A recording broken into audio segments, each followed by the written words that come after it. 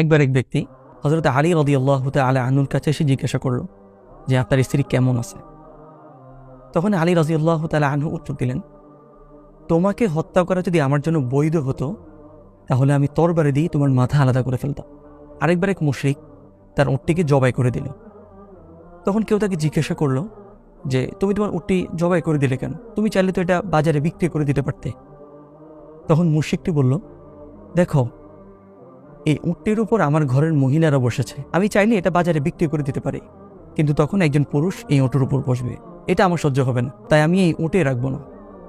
আরেক বিখ্যাত ঘটনা, হযরত সাদ ইবনে উবাদা রাদিয়াল্লাহু তাআলা আনহু একদিন রাসূল সাল্লাল্লাহু আলাইহি ওয়াসাল্লাম সাহাবায়ে কেরামদের সাথে ব্যভিচারের শাস্তি সাব্যস্ত হওয়ার জন্য সাক্ষীর আবশ্যকীয়তা নিয়ে আলোচনা করছিলেন। তখন সাদ ইবনে উবাদা রাদিয়াল্লাহু তাআলা আনহু বললেন যে আমি আমার স্ত্রীকে আপত্তিকর অবস্থায় একজন পুরুষের সাথে দেখব আর তার জন্য সাক্ষী প্রমাণ খুঁজতে যাব।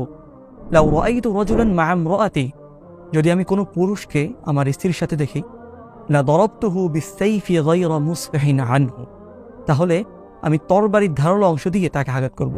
এটা হলো গায়রত, আত্মমর্যাদাবোধ, মুমিনের অলংকার।